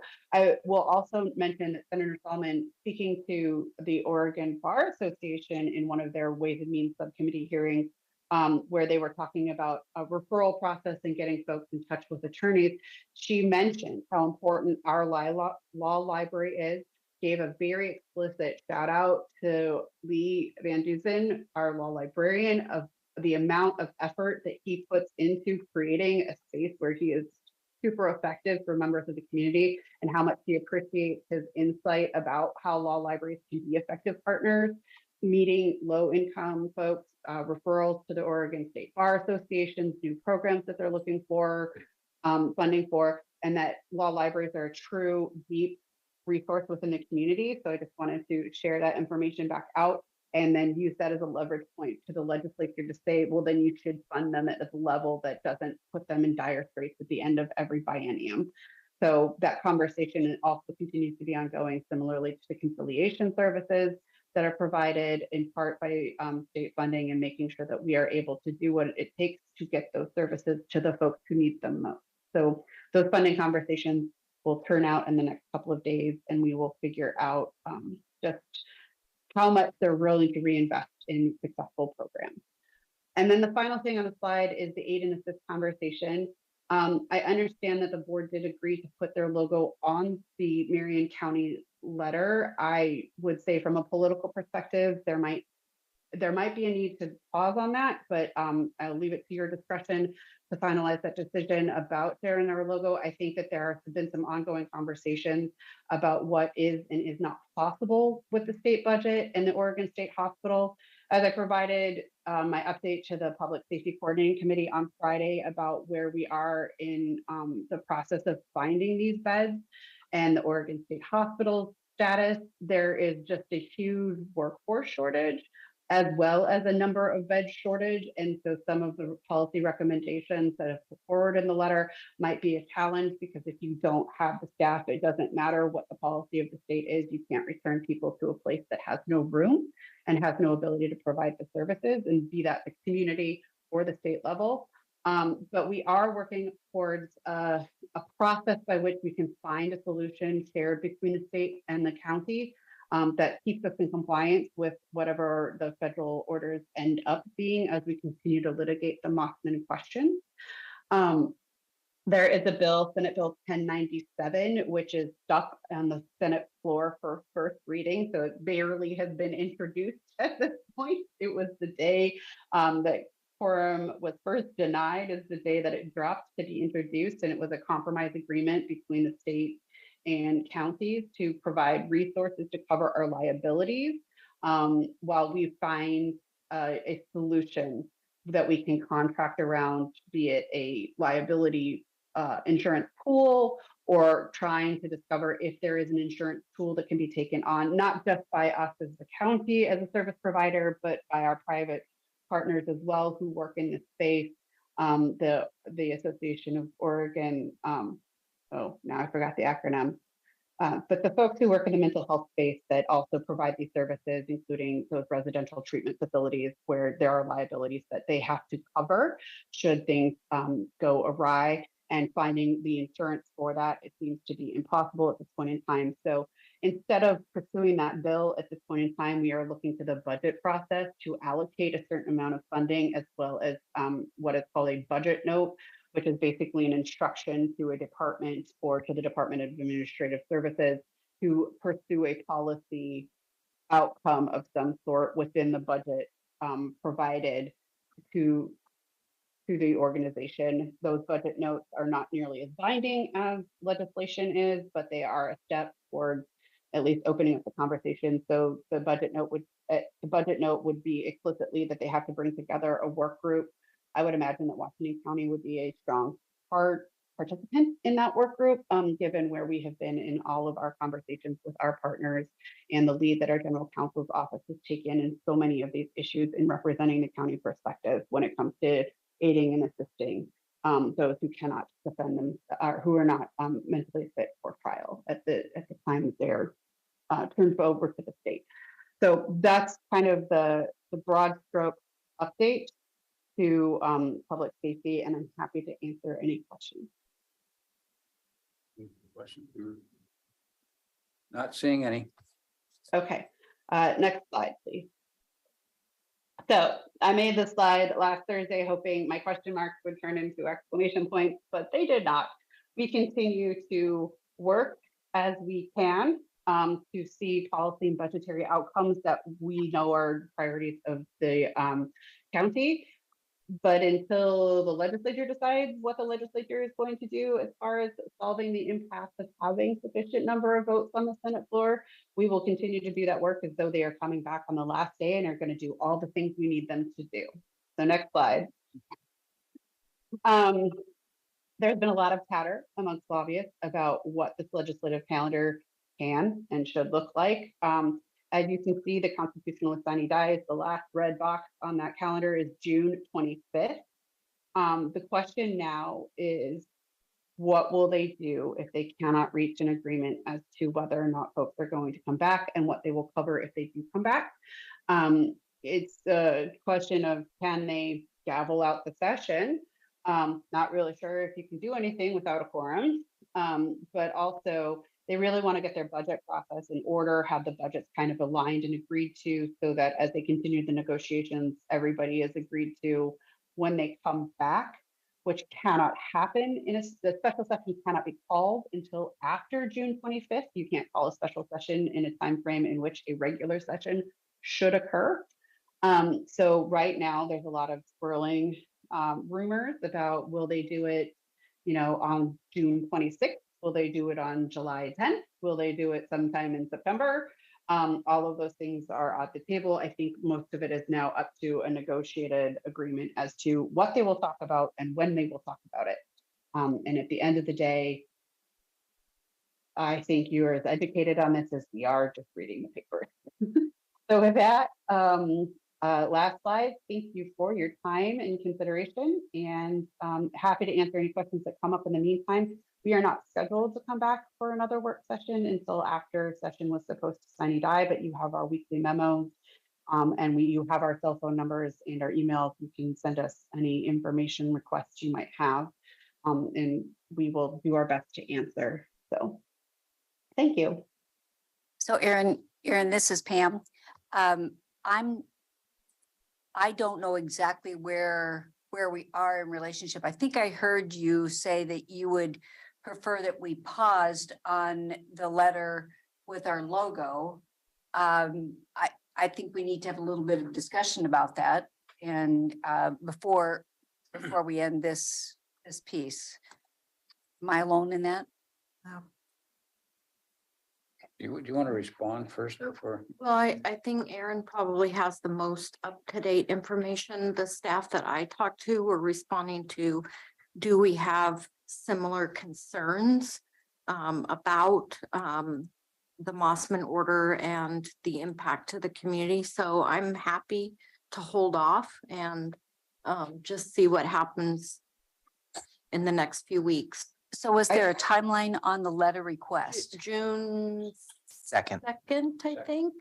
And Yeah, which I unfortunately, propose, Yeah, we just didn't have another board meeting, but exactly. we can do something through email. What's the downside if we go ahead? I mean, It's from my perspective, one of the conversations that we've been having with our partner, larger counties about the tone and recommendations within the letter is making sure that we are completely aligned with the things that we have been talking about in a variety of circles. So for example, there is an ongoing negotiation with the Oregon Health Authority that I cannot remember the abbreviation for the agreement about how that relationship is structured, which ties into this. I want to say it's CAPA. And there's the moment when I just wish I had Brad's brain instead of my own on all of this. There's also just some overall concerns about, from a political perspective, as they are trying to even out budgets and find solutions to creating beds. Is the tone and tenor of the letter quite right? I think we can have that conversation with Marion County, and they just are looking for allies as we move forward, because this is a Marion County letter. It is not, I just want to be clear, this is not AOC's creation. So in talking with some of my fellow lobbyist colleagues, seeing if there's a path forward where we can reach an agreement with Marion County about some modifications to the letter. It's not we don't support these solutions. It's how we present them to the governor's office more than anything else. Tom, The do you have- downside is of signing the letter is, making sure that we still have the opportunity to negotiate. The downside to not signing the letter is, is it does become a conspicuous absence of the county if we don't have time to come back and make sure that once we get the letter right, that our logo is on it. So that's the balance there.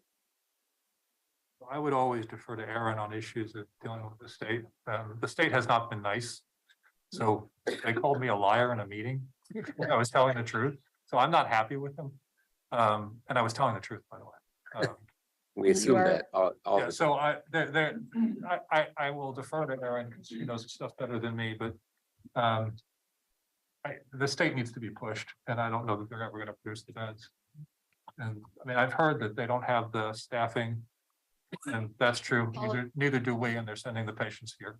That was gonna be my point, is that I agree that, the funding doesn't magically create staff or beds, but I think we do need to push the state towards that. And I know but I also defer to Aaron if we need to work together with Marion County to produce a better letter. I'm perfectly satisfied with waiting and working through that. I'd be more comfortable if Aaron's comfortable. Yeah. So that's that's where I would sit. And if it means a couple days with the deadline that's out there that we can agree to the letter and the changes even before the next meeting, that's what I prefer. My thought is, I don't have a particular concern about what you're saying, but I do like the idea that you have to stake a position and you can't just let it go. And so, Aaron, you work in a different world and you say, well, somehow it'll get better if we talk. And I'm more with Tom's position that it doesn't get any better. I mean, you tell people where you're at, that's the negotiation position. Not that I'm just going to work on it. So I'm all for the letter. When I read it, it was fine. If there's some tweaking, And I think I'm hearing Pam say tweak it and then we could still adopt it by the deadline. But if it's not tweaked by the deadline, I would say send it. That's just me personally. I think what we heard from Aaron was tone and tenor, Yes. which it to me is more the nuanced way to present this. And so that we have a positive outcome without angering some of the people that we need to not anger. So that's the balance that I think we're looking to strike here. And Aaron, you don't have any reservations about getting that to us in a timely manner, correct? No, and I can also guarantee that if there isn't an ability to negotiate the letter further or make significant modifications, I understand that there is a need to push the state to do its job in this and not leave the counties holding a huge problem that creates a lot of liability for us. I just want to make sure that we can be effective in our push, not just saying a thing that then gets put aside. Okay. Sounds like we got at least three. You okay with that? Yeah, we're all there. Okay, I will work on fixing the letter, and if we can't make significant changes, I will still give them our logo for your direction. So thank you for that. And thank you both, and thank you for leading us down the path toward making sure we can do other things into the future. Working on it. Well, thank you for coming. We have a number of other people waiting, so we'll jump onto our next agenda item. Thank you very much. Bye. Diane's gonna escape. She hasn't got anything else on the agenda today, and so. And she said she'll be on the tube tonight, because there's only one item, so that's, We only have one item. yeah. See her on, and we're gonna talk to Greg.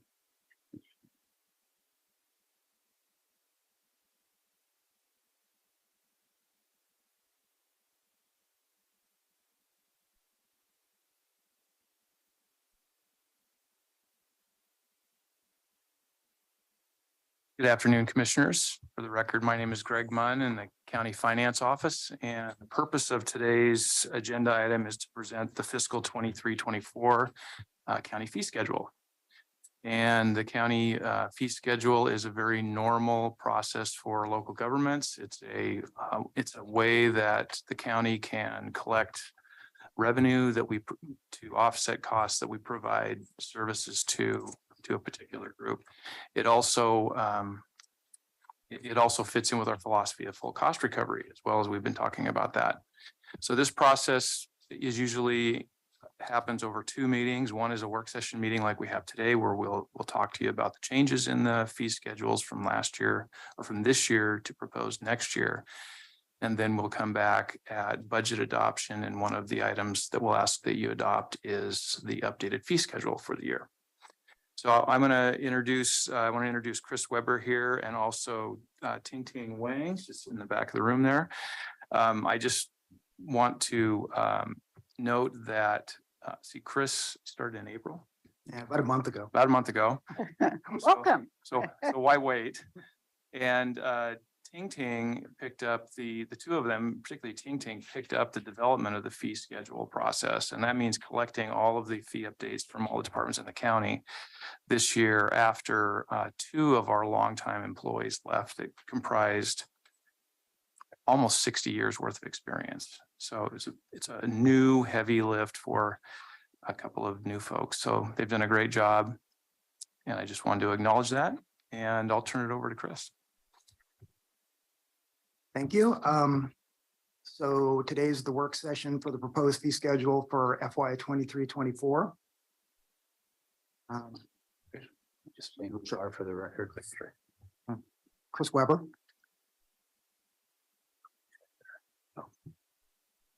Got it. All right, so the agenda is we're going to look at the proposed standardization of the process. Talk about the timeline, is what that is. An overview of. Right. That's a different, you're showing a different slide than I've got. Right.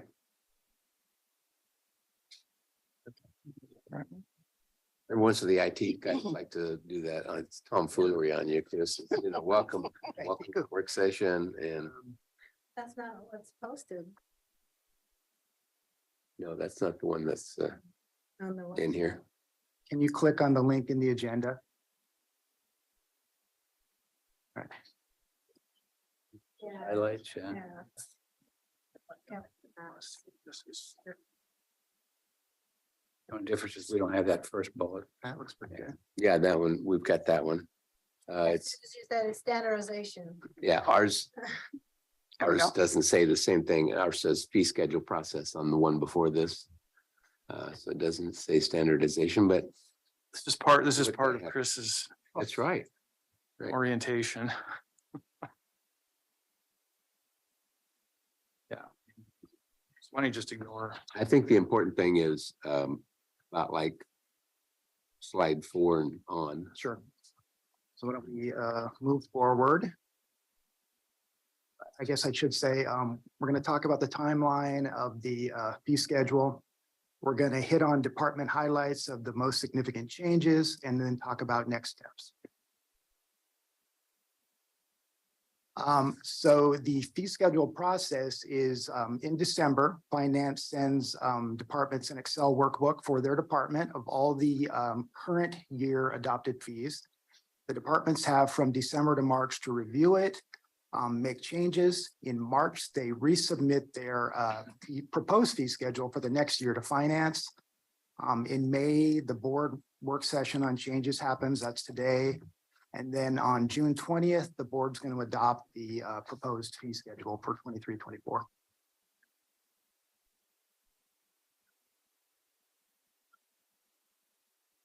The analysis that departments do is that they're encouraged to review at least 20% of their fees every year. And they're required to submit a review template for any fees that exceed an increase of more than the cost of living adjustment. This year, departments were encouraged to compare fees with Multnomah and Clackamas County. I believe last year they were required to do that. And I should say that LUT does that every year, as well as comparisons to Beaverton and Hillsborough. Okay, so if you were to look at the fee schedule right now, there are 1,274 total fees to the public. The top 5 are LUT with 541, Public Health with 252. Westside Commons and Sheriff's Office both have 78, and Assessment and Taxation has 74. Those 5 departments are 80% of the 1,274 total fees to the public.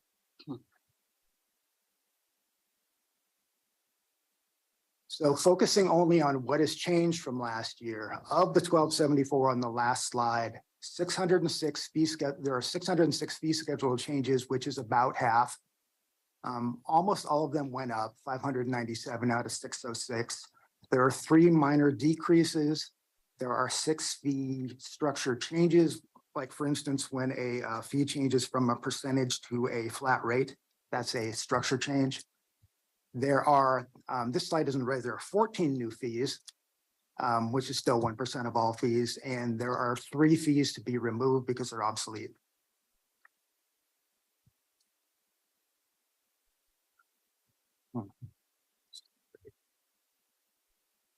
Thank you. Are you saying 14? New fees, there are 14, not 15. Yeah, Yes, they're 14, right. Yep, this is a wrong presentation. slide presentation that you're looking at, if it was the one we got in the packet, is what these. Correct. Right.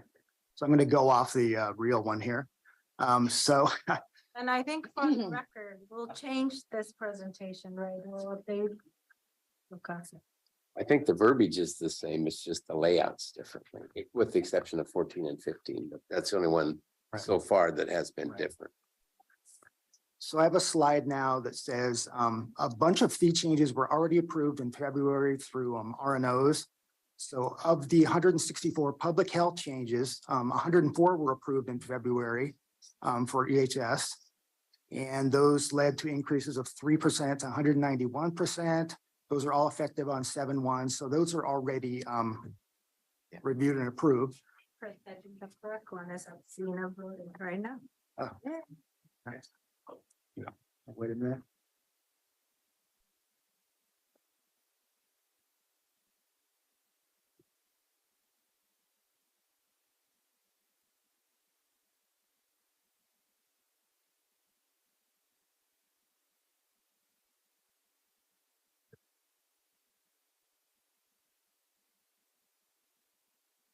Go. One more. There we go. So of 606 changes and 14 new fees, 104 were approved for public health in February through an RNO 2311. And of the 385 LUT changes or new fees, 329 were approved in February. And that totals. So of the 620 changes or new fees, 433 were already approved in February, which leaves 187 new ones. So moving on to the departmental highlights. These highlights, basically, they're the most significant increases either by percentage or dollar amount by department. Some of these are smaller than others, but wanted to cover every department that had a significant change. So the first one is assessment and taxation. 3 of 74 fees changed. Their title insurance company accessed a database. The monthly fee went up 10% to $550. County council has 2 fees. They changed one. The public records request or discovery fee for legal staff per hour went down 6% from $294 to $276. Elections had 1 change. The data processing request, the cost per 100 records decreases from a fraction of a cent to 2.5 cents per 100 records. So that fee was printed erroneously in 22-23. Tom, why in the world would legal fees go down? I don't know. I think that the answer is probably because of state law. Yeah, it's by statute. Last year, the number was inflated because of retirements and vacation payouts, and it's not going to happen again this year. We went over this. They're $500 an hour out, and that's on the low side out in the market. So I mean, we're going to, wow, very different. So moving on to. Did you have a? No. Okay. Moving on to health and human services, disability, aging, and veteran services had a similar small decrease in their private case management fee per hour, down 1%. Emergency medical increased 19 out of the 28 fees, most of them by CPI. They have 1 new fee for Stop the Bleed hourly class for $150. And they removed 2 fees, which are CPR, AEE, and let me see.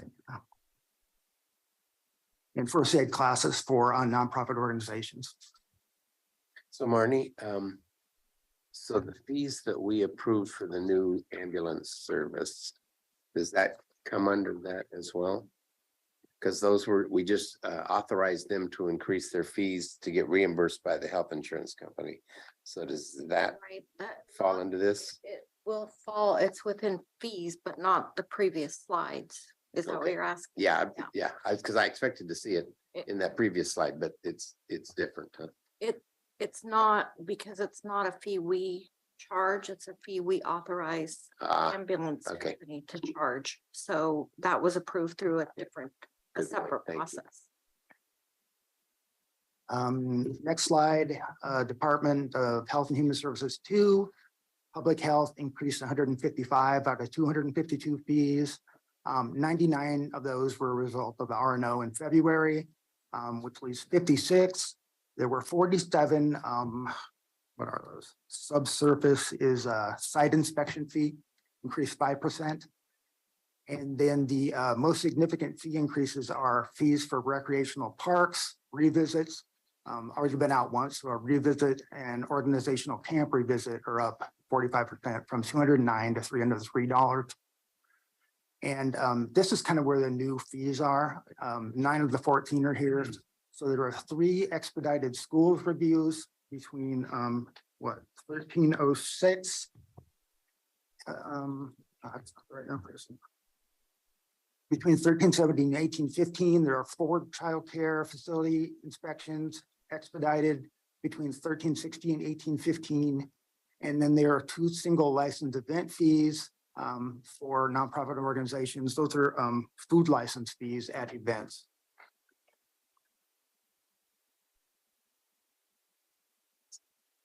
LUT 541 total fees, 385 changes. By department, building services changed 143 of 146 fees in February, and those all went up 50% as a result of the R&O. There's one new fee for electrical permit application, temporary 601 amp to 1,000 amp service. It's a new service. It only goes to 600 amps now. So the current planning has 221 changes, 186 changed in February by R&O. They also increased 30 deposit fees by 7%. Long-range planning increased 13 deposit fees by 6 to 7%. And the surveyor increased 5 fees, the most significant of which are the subdivision plat checking base fee deposit, which increases from 2,200 to 2,700, which is 23%. That is to be consistent with Clackamas County, which is also $2,700. And the other one, subdivision plat checking per lot and tract deposit increases from $50 to $110, up 120%. Both Clackamas County and Multnomah County have a $110 fee for that. Culture, education, and recreation highlights. So West Side Commons has 78 total fees, 14 changed. There's one new fee and one fee to be removed. So starting with Wingspan, they increased all 4 other event rental fees from room fees from 36 to 51% to reflect actual labor cost per square foot. Fairgrounds increased two fees. The general events per day fee up to 2060, up 245%, and the festival grounds per day fee $2,800, 165%. And West Side Commons increased 6 other kind of unrelated fees and deleted an obsolete fee. Labor per man hour fee, event electrician per hour fee, 50 amp panel fee increases from $115 to $500, but I think they're using a different piece of equipment there, and that is why the rate is so different. And there's a new fee for a floor order of an electrician per hour, which didn't exist before, for $205. Parks Department adds a new $200 disc golf tournament fee. I guess, Chris or Greg, those increases are startling to me, and I'd like to have more substantiation as to either why we haven't been charging market value, or, I mean, what happened? To have a fee increase like that across the board. I mean, if you'd go back one, please, on that slide. Thank you. I mean, those are hefty fees, 245%, 79%, 335%. I mean, yeah, the percentages to me don't make so much difference as what exactly it is, but $115 to $500. I mean, I just like to see more. I'm not just gonna rubber stamp those kinds of fees and say, wow, we should have been in the market earlier or something like that. I mean, there has to be some substantiation to that. So if you could provide that, I'd appreciate it. All right, thank you. Last time in February, we had presentations from the departments that discussed the fee changes, but we didn't hear about these things, correct? That's right. So the exercise in February was out of a normal cycle. Oh, Yeah, but it was significant, so it made sense to have it stand alone. okay. Yeah. But I think I would concur with Commissioner Willie. Yeah, we'll get you some more information. Can I weigh in on that too? Because that, I'm not as concerned about the percentages on some of these. I don't even know how you do some of these fees for $100. I mean, you're charging $20 here and there. I was just looking at every fee, and $50 here and $40. Can't have somebody at the desk come up and write an order for that kind of money. I mean, we're way low, and then I compare it to Multnomah County, and we're half in many cases. And I don't see sometimes Clackamas County, so that tells me you either don't have the fees or we didn't get the fee. I don't know. But our fees don't seem aligned at all with probably what it costs. Did we do any work along that? Because I hear Jerry's point, because he didn't say it's terrible. He said, why are we coming up if we should have done that in the past? Why didn't we? So is there any way we can understand what it really costs to do these things? Am I getting, Jerry, am I getting your? Yeah, no, it's both. That's a very good point, Roy. I mean, we've been talking about the cost of doing business or in all departments, basically. Greg, you've been doing a great job on doing that analysis, and certainly the internal service fund is one example. But yeah, I guess since we kick this to the departments and say, make some fee change recommendations and do some comparisons, but we don't have the conversation to probably, like Roy said, what's it cost us to do this? And that should be our target, I guess. Maybe we don't bump them up if it's a lot more. We don't do that over in 1 year, but certainly it'd be good to at least know that.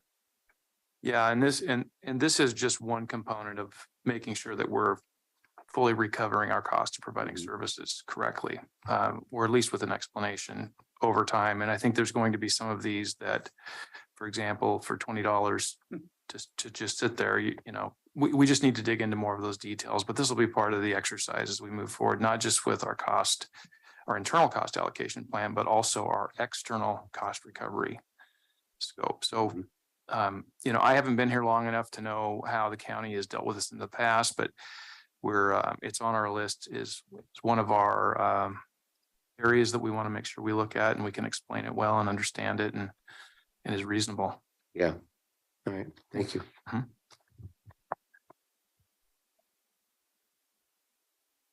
So moving on to departmental highlights for public safety and justice. The juvenile conciliation changed 3 fees. The voluntary mediation fee for a 2-hour session increased from $80 to $250. That's $125 an hour. And the increase is equal to the per hour charge of Clackamas County in that case. The counseling services per 90-minute session fee increases from $80 to $187.50. That's also $125 an hour. The per hour fee in that case is comparable to private counseling fees. And then the expert witness testimony increases from $80 to $100. That's really 25%. And moving on to the sheriff's office, 24 of 78 fees changed. These are all pretty small increases from a nickel to $37.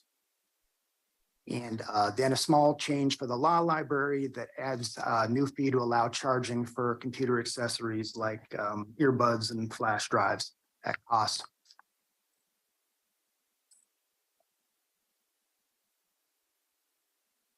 Are there any questions? Nope. I already asked mine. I was surprised at the number of fees. And if we knew that before, I'd forgotten it, but a lot of fees. A lot of fees. So next step is adoption on June 20th, 2023. We will answer any questions you have. I think you had a lot on Wingspan. And if you go to the next slide, one more. The next, that's starting on page 18 through 28. The next 11 pages are nothing but the changes in the fee schedule. The yellow ones are ones that you haven't seen before. And if you go to the next page down, the white ones are ones that were approved in February. So 11 pages of nothing but changes. If you go past that to page 29, there's 22 pages of the entire fee schedule for reference. So you can see kind of everything in its original context. All 1,274 are there, and that's 22 pages.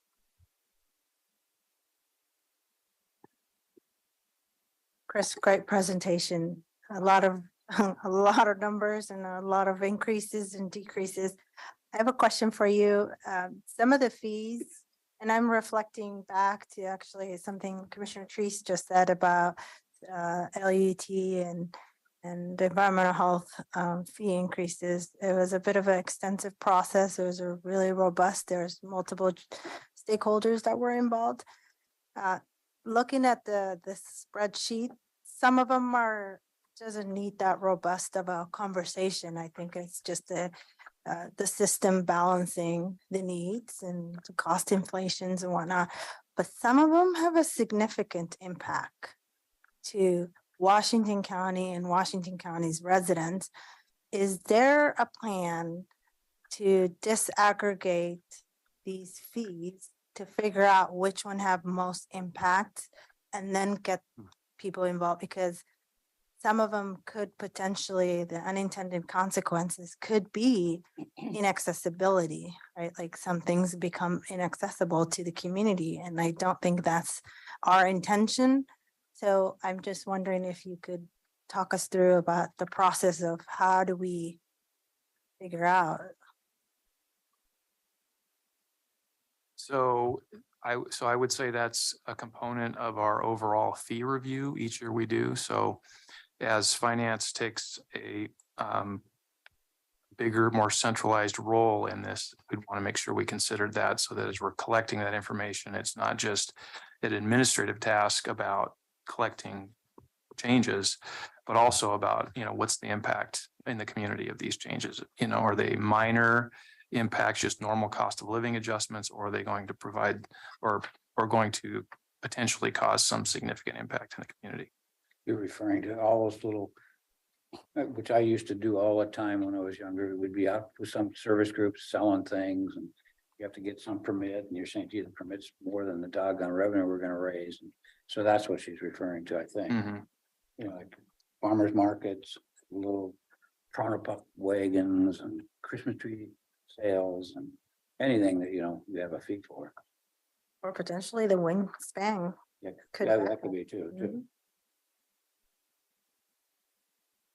I think the point of this exercise is to start looking at recovery. So we're looking at cost recovery, but at the same time, we need to be looking at if there's gaps that have been created and we choose not to go for cost recovery, where does that money come from? That's right. And I think that's the key issue here, is understanding what all of our expenses versus revenues are. And this is just one component of that entire picture. And that's a real good point. That's a piece of this process that the board has complete flexibility over. Although we may provide a cost recovery framework or analysis, the board may decide to use general fund dollars to provide part of the cost to cover those certain services. There's some flexibility there certainly to do that. Yeah. I love how you have a gambling permit. You can get a permit for $47. Boy, to me, that's worth thousands. I mean, the fees don't make any sense. Never looked at it before. Good job, Chris. And we'll talk to Greg about the tomfoolery stuff that he likes to do.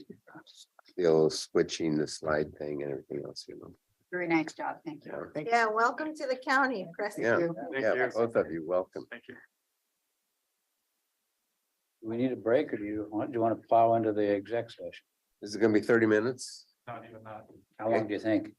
15, 10 maybe. Do you guys want to plow in? Let's go. All right, then we get out of this. Need to, oh no, I just lost it again. So we need to call a executive session under 192-660D. Thank you for your motion, please. Make a motion. Commissioner Trees, seconds. Thank you. We had a motion and a second. Hey, Well, it shouldn't be in Hey. there, Tom. Anybody besides Brad, I guess is the only one shouldn't